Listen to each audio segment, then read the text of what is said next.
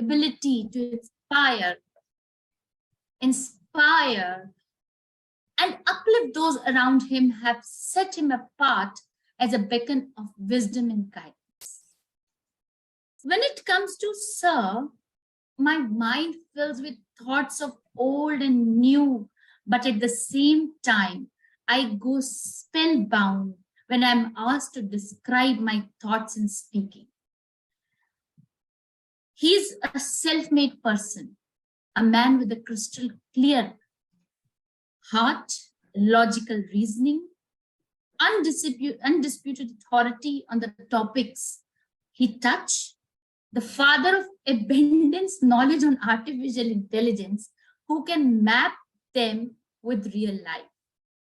Examples of past and present centuries, and on top of all, he's a great soul with simplicity. I was completely courageous to pen down and make his work and life to be translated into the form of a written book. It was a simple attempt to adore him with a collection of his own stories, gathered sitting next to him, listening, and I'm feeling blessed. I'm sure the rest is self-explanatory to understand by feelings by you as the reader of this book. Throughout his career, Professor Pant has touched the lives of generation of students, leaving an incredible impression on their hearts and minds. He is known for his engaging lectures, his ability to simplify complex concepts, his genuine concern of his students, his sense of humor. Many former students recall now, and just now Sir has shared one of the anecdotes right now, that how he related Sir in his life with this instance. So many former students recall Professor Pant would go to extra mile offering personal guidance like me and patiently explaining difficult topics until they are fully understood. But it is not only his academic prowess that defines Sir. He is also an embodiment of humility, compassion, and these are the countless anecdotes of his selflessness, like that he helped struggling students. And today we gather to honor Sir. Let us not only celebrate his professional achievement, but also acknowledge the remarkable human being he is. His life and his journey are a testament to the power of education, resilience, and the impact that one individual can have on the world. Please join me in extending a heartfelt welcome to Professor Madan Mohan Pant, a true inspiration, a guiding light. I am blessed to have him as my lifetime mentor and guide in need, like a friend indeed. I once again take this opportunity to pay my gratitude to him. Thank you to Dr. Hari Krishnan for giving me this opportunity. May the Almighty Choice's blessing be always showered on Sir, good health and long life. Over to you, Sir. So, thank you, Dr. Bhavna Chipper, for those kind remarks, and Dr. A.K. Sharma for creating this event and suggesting this topic.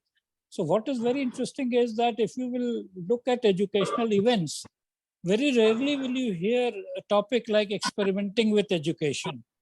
And I'm especially delighted because he began with that quote from Einstein. And I want to share with you ideas with respect to experimentation in education, because Dr. A.K. Sharma has already begun with the quote that the questions are the same, but the answers have changed. And what I'm really driving is that as educators, we have to continuously experiment with education to see what works and what doesn't. And there are very, very important issues. Now, today it is a very serious matter because the educational model of the past. And past is not 400 years ago or 300 years ago. Past is 50 years ago, 20 years ago, 10 years ago. The models of those which are very good are not necessarily continuing to be good. And while Dr. Sharma began with Einstein's quote, it is very interesting to look at a poet. Now, many of you will recall that, at least when I was in school, we learned that a very famous poem by Tennyson on Morte d'Arthur, about the death of King Arthur. And there's a very nice set of lines there saying the old order changes, yielding place to new. And God fulfills himself in many ways, lest one good custom should corrupt the world. And when I was at the school level, I was like, how can a good custom become a bad custom over time? And this is what Einstein's quote says, and this is what the pursuit of science says, that what we think is right today may not be. And that is why experimenting with education is very important. Actually, one of the key exhortations I have for you is that you all have to start looking at, quote unquote, the science of learning. So far, our education models are based on authority. Somebody will tell you, any regulating body, government body, I will tell you, this is how you must teach, this is what has to be taught, this is the syllabus, so many hours, this is the exam, and so on. But that is not the right approach, because if you look at the scientific approach to anything, and humans have made progress because of science. I will share with you, you will be very surprised that medicine till a few hundred years ago was not a science.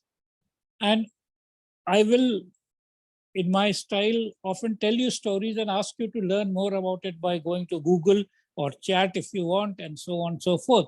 So you will be surprised, many of you will be surprised that in the United States, we are talking of United States and the president meeting our prime minister, the 20th president of the United States was shot by a person in July.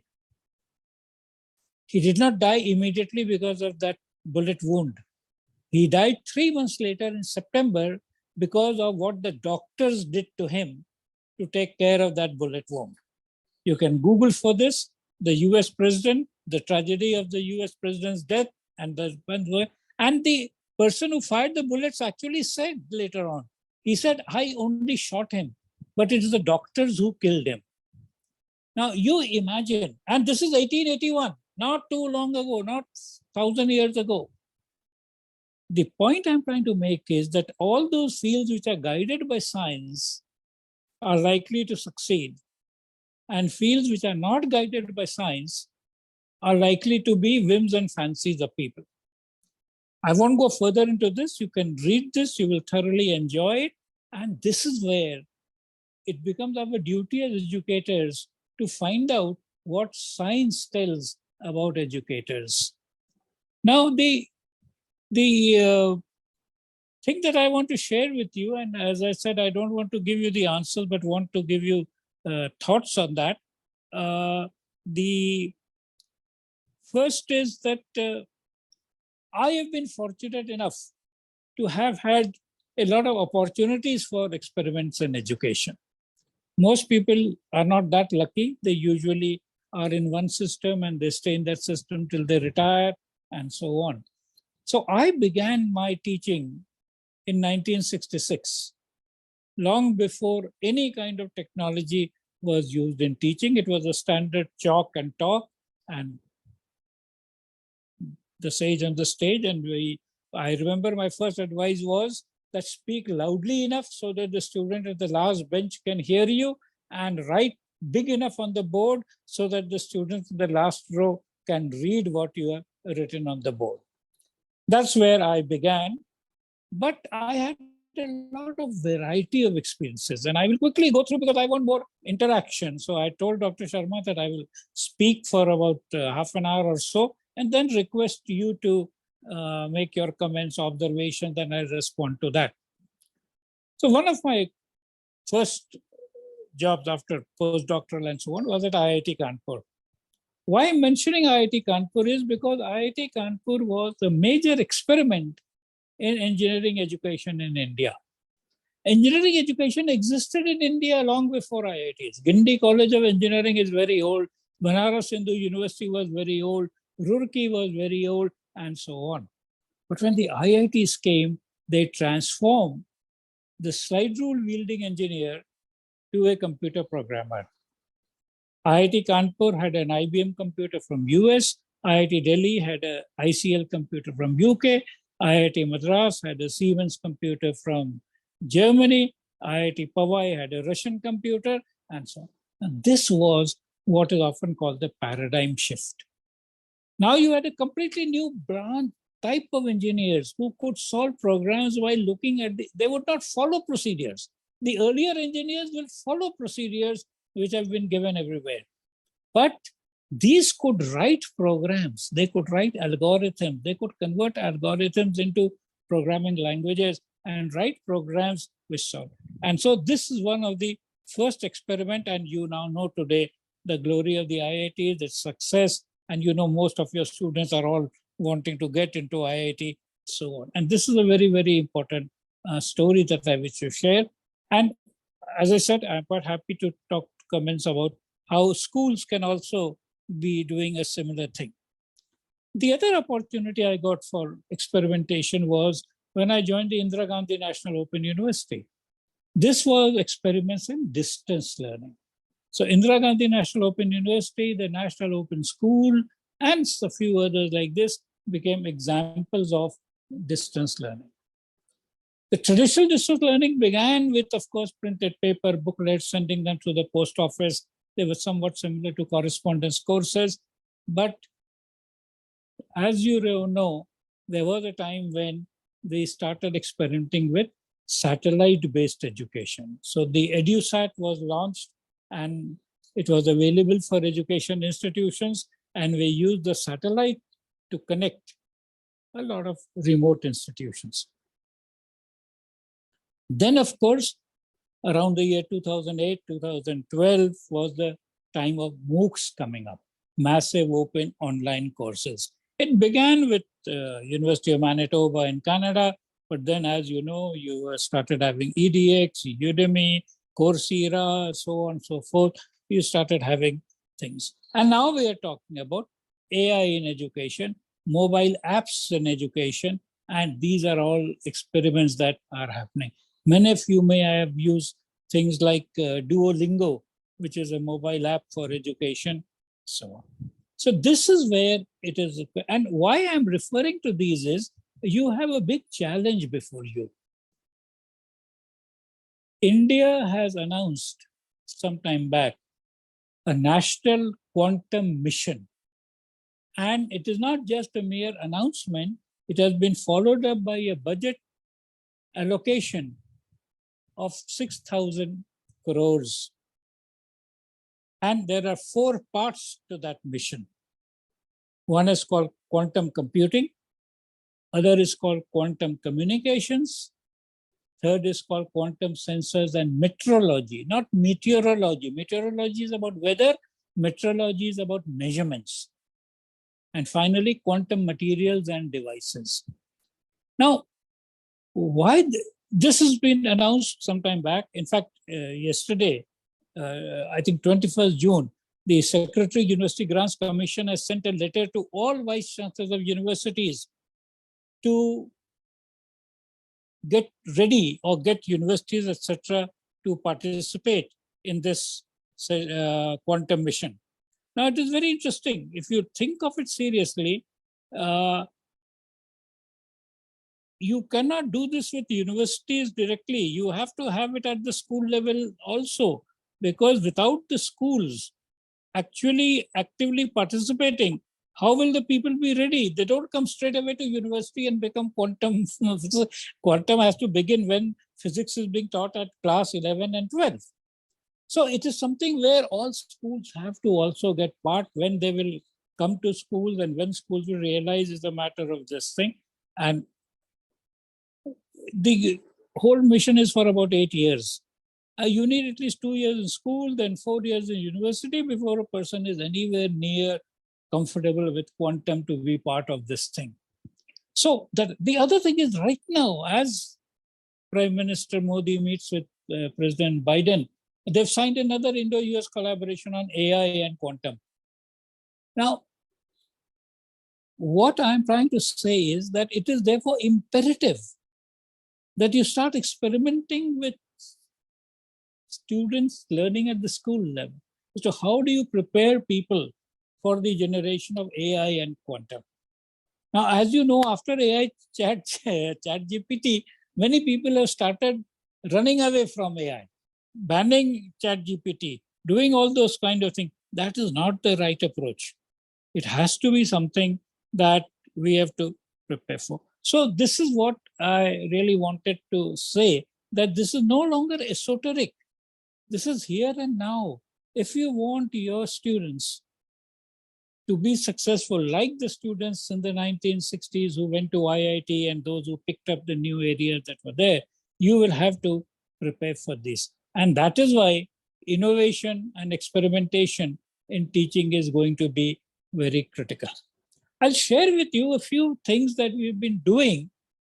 We, by means in the country, various people. That doesn't mean everybody has been doing. What we've been doing is from which you can draw. So I'll share with you a few of these things with some brief meeting. And then, of course, I will look forward to your comments, observations, and so on. Now, the first thing about is that we have to encourage people to learn science. Now, I know that by and large, people do look at science and towards engineering and so on. But in the past, there has been a less interest in engineering. And the answer is that traditional engineering is not so interesting. But new engineering is. And this is what is important. So we have to look at, and if you look at even GRE, this thing people are taking more in sciences and so on. And I will explain. So even if you look at engineering, long time back, there was only one engineering, civil engineering, or actually it was construction engineering. Then came electrical, mechanical, then came chemical, then textile, and so on and so forth.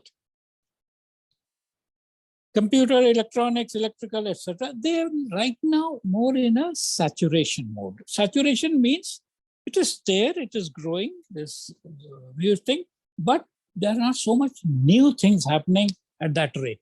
But equally new things are coming up. Quantum engineering, suddenly, in part of US now, you can do a 4-year program in quantum engineering. In Australia, in New South Wales, you can do a 4-year program in quantum engineering. In India, I am not sure it has been announced yet, but sure it will be. But the core is science. And that is why we should engage people in science. And there also, I want to share with you that we have been, and I am part of that, the physical sciences are the dominant science. Now the time is coming for life sciences as being an important science. I mentioned to you quantum engineering. Equally, there's going to be protein engineering, tissue engineering, bioengineering of various kinds, cell engineering, and immune system engineering. All kinds of things are coming up, and therefore this is going to be very, very important.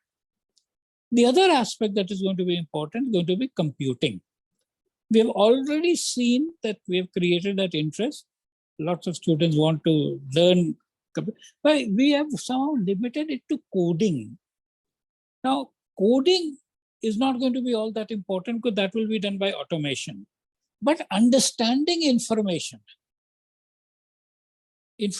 engineering, if you might like to say, information complexity, to say, will turn out to be more and more important. And this is therefore the other thing that is important is personalization of learning. I think in slide which Dr. Sharma showed also, we've said, see, our so far model is same thing for everybody. If 10 crore children are going to do class 10 in science, all of them will get the same paper, all of them will learn the same thing, and so on. This is not the future. The future is that the same subject, people will study with different perspectives, with different different ways, in different depth, and so on. Somebody may want to know more on experimentation, somebody may know more on mathematics, somebody may want to know more on theory, somebody may want to be a science journalist. He's still studying science, but he wants to be a journalist in science, a communicator in science, a commentator in science. So this is the kind of thing that is going to come up. Another important aspect, and I can say that I personally have uh, played around with this, experimented around with this, is something called mastery learning. Today, we have a very funny system, and I don't know how it has come and why it has come. We pass people when they get something like even either 33 out of 100, 35 out of 100, or whatever. Now, I don't understand. First, we make it compulsory. So, as far as I know, maths is compulsory up to, say, class 10. But maths is compulsory, but you will pass him when he's got only 35% in maths. So I don't understand. Either knowing maths is important and critical, then the person should know. At 35%, the person doesn't know. But we will pass him, saying you can now go to 11, 12, or even in 12th, we will pass him and say you can go further. But if that thing, so mastery learning is something, even if the system doesn't do, learners, teachers, and parents should take upon themselves the approach that we will learn something fully, in the sense that if we have learned maths or science or literature or history or geography, we would know and know that we know. See, you say I passed in geography, but I know only capitals of 30% of the countries in the world. It is of no use, and especially in the age of AI, when the computer will tell you everything. So then not to know is going to be an even bigger handicap. Now, in terms of pedagogies, I want to suggest a few right now. More than suggesting, I'm drawing your attention to a few, because some of you must have already practiced this before. So, flipped learning is one of the things which happened in the recent past. You know the story of flipped learning. It was two chemistry teachers who found that very bright students in their classes would go away to represent the school in various places. And then they would come back and say, sir, what did you teach in the class that I missed? And eventually what they did is they started making videos of all their classes. And whenever a student who missed a class, they would watch the video and catch up, which they then improvised, and Khan Academy also helped in that. So now flipped learning is a model where any teacher can say, this is what I'm going to teach in the next class. Please watch these videos, read these books, try these exercises, do all these things, and then come to class. And in class, we will have an engaged interactive session. And remember the word interactive, because this is what I'm going to come up more and more, because as Dr. Sharma said in the beginning, one of the big changes that has happened is from passive learning, we want to move to interactive or active learning. And including this session also, I will make it into active learning after a few more minutes. So flipped learning has proved to be very successful, especially in difficult subjects like science, maths, English language, and so on, because they can get the teacher's help in really learning better. What they could learn on their own, they've already learned at home. And what they couldn't learn on their own and where they need the help of others, especially a teacher or peer group, that is being provided in the class when they are there. The next thing that I want to talk about, and again, some of you might have tried, and if you haven't, you should, is something called a web quest. So web quest is something which is, flipped learning can happen without the internet. So you can give the material, you can give the video, they can watch it on their mobile phone or whatever, and so on.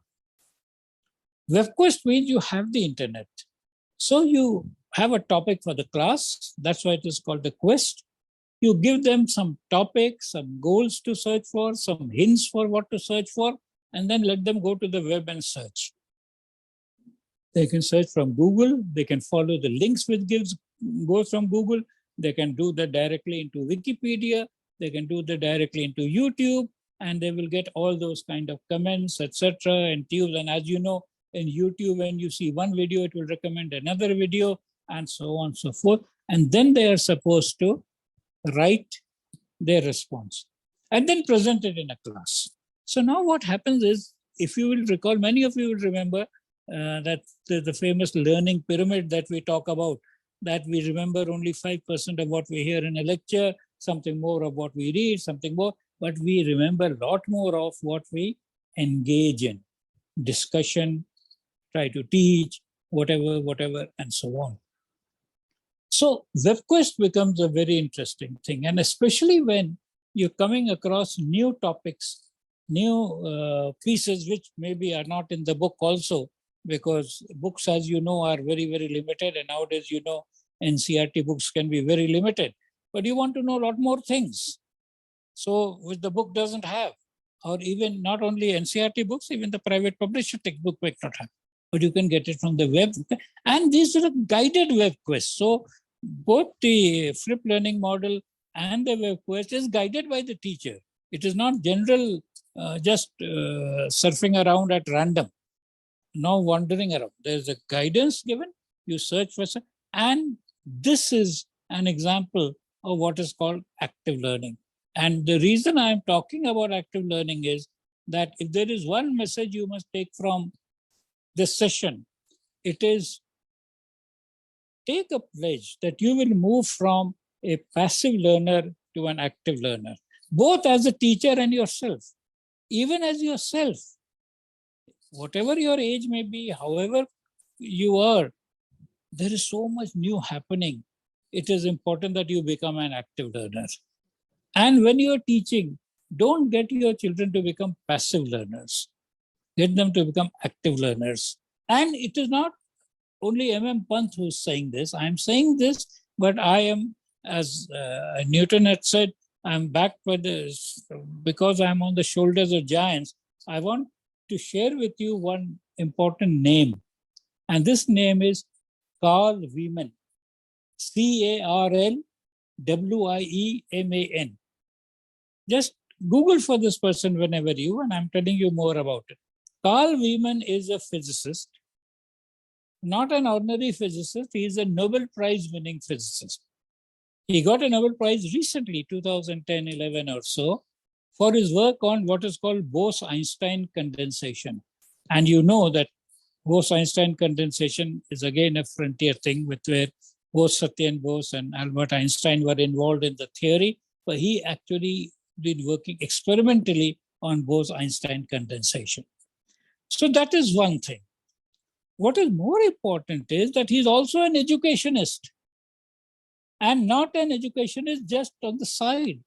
He is in the faculty of education in Stanford University and has also won a very high-level prize which is given to educationists. There is no Nobel Prize in education, but a very high-level prize in education is also given to him.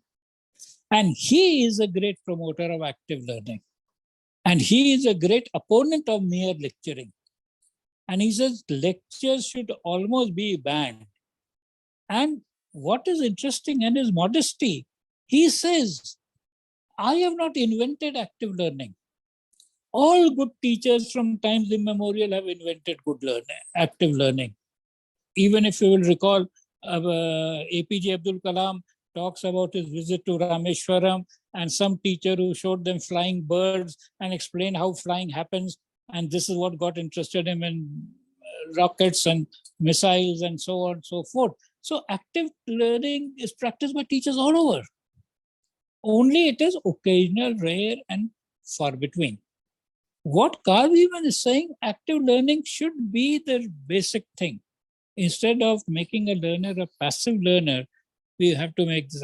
So he says, I have not invented active learning. And he also says, I am not saying there is any particular Wieman method of active learning. I am saying you practice, you look at your students, you see what is the thing which is interesting them, what is exciting them, and so on and so forth. And then create your own thing. And we all can do that. In fact, if you recall, very often, even when you're doing your B.Ed or something, they will always teach you the steps that you have to get people to be interested. There's a very famous Garnier's 9 steps of instruction, where he says begin with gaining attention, then relate to learning, and so on. So basically what I am trying to say, and I will wrap up now and request for your comments, observations, that we have to move from passive learning to active learning.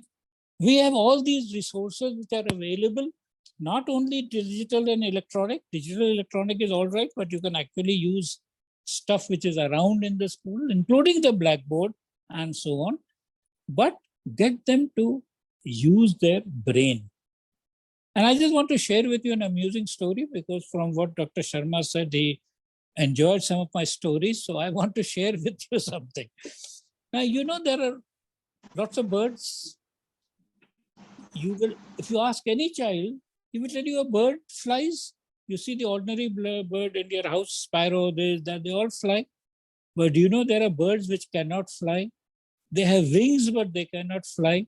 The ostrich is a bird which has wings, large wings, but cannot fly. The chicken that you eat for food does not fly. There's a bird called EMU in New Zealand. It cannot fly. The dodo was a bird in Mauritius, couldn't fly. We do not want to be like birds who have wings but cannot fly. We are humans with brains. We must learn to use our brains, and only then we will flourish. We don't want to be people who have biological brains, physiological brains, but don't know how to use the brains.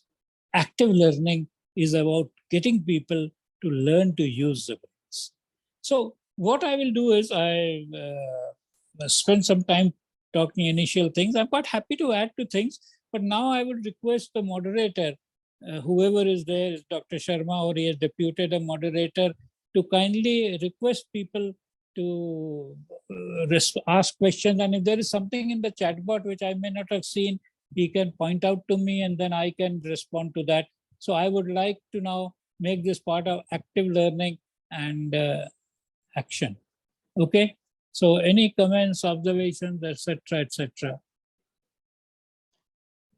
Please ask the questions. Any queries, any question?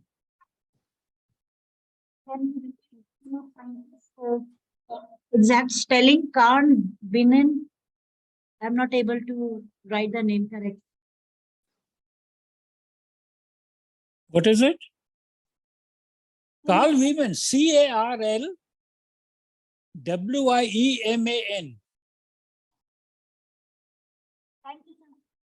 Yeah, and you will Google for him. He's a very distinguished person. His articles, exactly this, "Don't Lecture Me," is a very famous article by him, published in Nature. Thank you, sir, for letting me ask.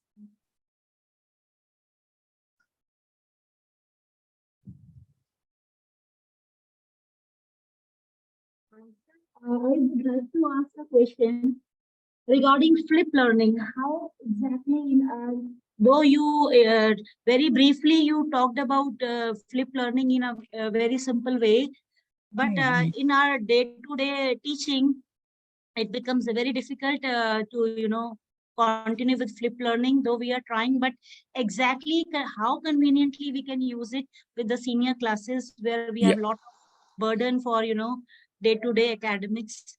Kindly Yeah, tell us so more very about good. So very good. So very good. So see, what you will do is, and that's why we call this experiment. So use flip learning for a difficult topic. So in your syllabus, let us say there are 30 topics which you are going to teach during the course. You will see 4 or 5 are difficult topics. So I can, for example, in physics, I can say in thermodynamics, entropy is very difficult. Many people don't understand. Centripetal force, centrifugal force, they find it difficult to understand. So as an experienced teacher, so don't try to convert everything into flip learning. So you say there are 30 sessions that I will take. Let me see which 5 are difficult and challenging for most people. Use that for flip learning. So firstly, this will become a break and people will enjoy. See, normally people enjoy anything which is different. If flip learning becomes routine, they will start feeling bored with it. So pick up these 4 or 5 topics, prepare on that, send them material in advance, let them see YouTube videos, you give them the link to the video, You give them link to Wikipedia article, you give them link to Khan Academy, or including your own. Even you can make a recording and give it to them at once. But the point is, they study it or read it by themselves. And then you make a few questions to see whether they're understanding this. So suppose this is the topic, typically you would do in an hour or so. Put 5 questions to test their understanding. And when they come to class, they should be ready with their answers to those questions. This will also give you an idea of how well they are understanding. And what you will begin with is, you will begin with saying, who were the people who could answer all 5 questions? Who could answer all 4 questions, put 4 of 5, and so on. And then those who answered all 5, you encourage them to respond to the students who could not answer some of the questions. So what happens is, when there is peer teaching, students appreciate a little better. Often they are intimidated by the teacher themselves or herself, and this becomes. Then whatever remains, you give overall observations. Just like if you attend a conference or seminar, in the panel discussion, the moderator then gives some comments to put everything in order. And then you give them the highlight thing that, remember, these are the 4 important concepts, these are the 4 things. These are often called in pedagogy threshold concepts. So these are very important aspects which people must appreciate in order to go further in that. So you are absolutely right. You cannot just convert everything to flipped learning from day one and follow that. It may also not be so effective, but you can pick up a few topics and 4 or 5, which will make them work on that. Okay. Similarly for WebQuest. So if you want variety, you can say, I will take 4 or 5 flipped sessions, 4 or 5 WebQuest, and 20 standard class. Sir, thank you. While you were Any other? Sir, what I just wanted a question regarding the pyramid learning. Yeah. No, it is not pyramid learning. It is the pyramid of learning. If you Google for it, called pyramid of learning, it is a standard diagram which shows that we learn very little from lectures. We learn a little more from reading. We learn something more from discussion. We learn even more from teaching, and we learn more from project work, and so on. So you just Google for the pyramid of learning and search for images. You will get very nice, colorful diagrams which will talk about the relatively ineffectiveness of lectures. The other thing which is also very important is that students' span of attention is not very large. So research shows that span of attention is about 10 minutes. And we give lectures for 50 minutes. And therefore, the suggestion over in all these things is, if you keep activities which are there in breaks of 10 minutes, then the student brain is more engaged. That's why active learning remains. Okay. Good morning, sir. Thank you very much for your time and your effort you have taken to interact with the principals of Bharati Vidyavan and the other schools in India. I'm from Abu Dhabi. I'm Suresh. I had a golden chance to listen to your live talk in Rajasthan a few months before. So we have been talking about the cognitive aspect of learning, the constructive aspect of learning, and how reinforcement happens, why social interactivism is very much important in the field of pedagogy and all with all our teachers. But unfortunately, the present generation of teachers were the ones who got trained in the colleges of the current educational institutions, wherein teacher plays a dominant role. Teacher is an intellectual giant and he stands in front of the class as a giant. So from that status to the status of a co-learner, that transformation, they find really, really very difficult. So as an educationalist, I wish you to take the initiative to influence the government to introduce this transformation and change in the way teachers are trained. Yeah. So see, what happens is, you are absolutely right. It is all about our mental models. So what happened is that, as you said, we have usually praised all people for being very great. So who's the great? Radha Krishnan. So we all want to be Radha Krishnan. But why can't we be more like a tutor? You see, you are in Abu Dhabi, but Oxford, Cambridge have very good tradition of a tutor. Tutor is your friend, philosopher, guide. Now, if I want to be a friend, philosopher, guide to my students, it's very different from I aspiring to be Radha Krishnan or D.S. Kothari to my students. So this is the trust that we have had. Now, if we say that a good teacher is somebody, and I come from physics background, Richard Feynman was a very friendly teacher. He would actually, he was a brilliant person, Nobel laureate, etc. But his conversation language was very simple. And in fact, he would even say, damn it. He will say, when he was talking about quantum computing, he said, damn it, the nature is quantum. So when a teacher looks like another fellow human with whom you engage, interact, you become, it is a given thing. And I remember even when I was a PhD student, it was said that all students try to copy their guides. So if I'm a PhD student and my guide smokes cigar, I will start smoking cigar. If he smokes a pipe, I will start smoking a pipe. So this is true. But so you said we have to go out and become role models, that the great teacher is not necessarily one who is a legendary figure like Radha Krishnan or Kothari or somebody else, but is a person who influences more people, who has a lot more people who can come up to him almost like just knock on the door or pick up the phone and say, sir, I wanted to ask you something. If people can do that, you are a great teacher. But so far we have said, no, somebody who's in very high position, you can't meet him. He is director general of this. So that is what we have to do that. And this happens because social structures change. There was a social structure where being unavailable, inaccessible was importance. You remember those kings would give their darshan on some day, diwane arm, they will show themselves and you can meet. But if you say in today's electronic social media, you are always available through WhatsApp, through this, through that, it will become. And the importance is really that the role of a good teacher is to remove the cognitive barriers in the learning or to remove the cobwebs in the thinking. So you should actually say a big teacher is somebody who acha jharu de ke removes the cobwebs in your thinking. That is a good teacher. Right? Thank you, sir. Thank you very much.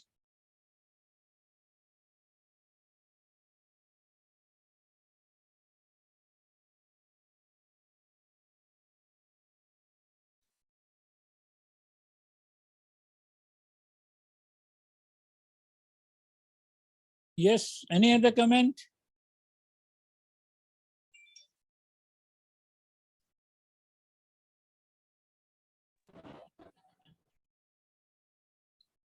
So you are on mute. Who's on? I'm. Yeah. Ikesh was speaking something. So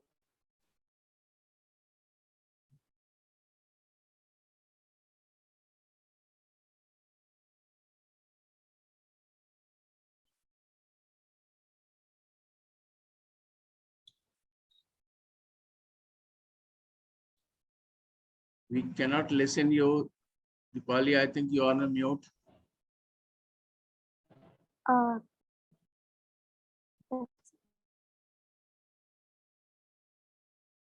I hope I'm audible now. Yes. Now you're audible. So it's my privilege to extend a vote of thanks for this session. I extend my thanks, not only my thanks, on behalf of all the participants. I extend thanks to Professor M.M. Pant. Dipali, Sir, I thank Dipali, you. Yes, sir. Dipali, I think some questions are left.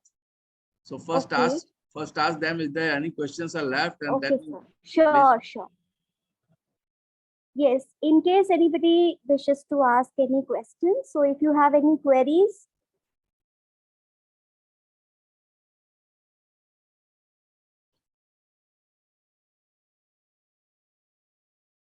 okay, it's okay. Okay. Sir, I'm here to thank you. So, as I began with, I extend my thanks to Professor Eden Pant, and I thank you on behalf of all the participants for being our mentor and sharing with us your findings and opinions today.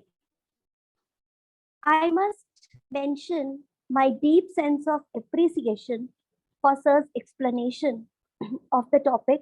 And I'm nobody to just appreciate. Actually, I'm thanking you because A.K. Sharma sir told me once that, have you ever heard M.M. Pant sir? I said, no, sir, I haven't. So he said, then you should experience. And then after listening to you, sir, sorry, excuse me, the way you explained the topic is exemplary. We must all become active learners.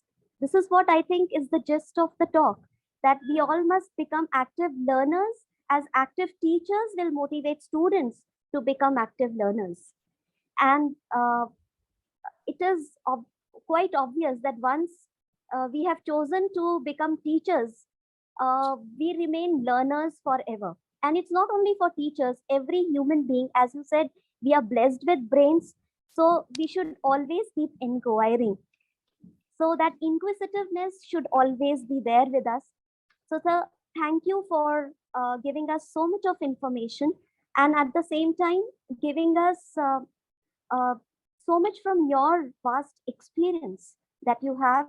And I would also like to thank Dr. Bhavna Chibar ma'am for introducing Sir. And then surely we all would like to read what you have written about Sir. So, and here I shouldn't forget one very important person, that is Dr. A.K. Sharma sir, because he is the one who has inspired all the participants to attend the session. Thank you, sir. Thank you. Thank you, everybody. I would also like to thank all the participants for sparing their valuable time and being with us here. Thank you, everybody. Thank you, sir. There's one information for our participants that I'm sending ebook, a biography of Professor Pant to everybody. In case you are not receiving it, please WhatsApp to me. You will get it soon. And it was a very interesting session, sir. Thank you very much. We are all enlightened. We are all blessed. It is always a pleasure to listen to you every time.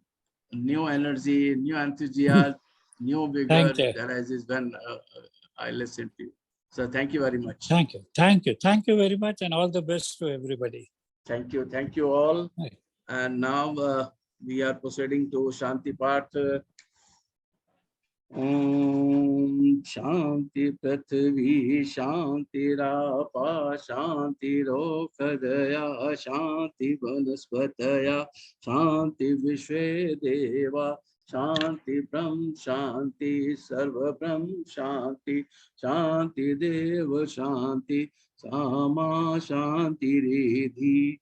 Om Shanti Shanti Shanti. Sarve bhavantu sukhina, sarve santu niramaya, sarve bhadrani pasyantu, ma kaschid dukha bhavet. Thank you all. Thank you. Thank you. Thank you, sir. Thank you very much. Thank you, sir. Thank you all. Thank you, sir. Thank you, Bhavna.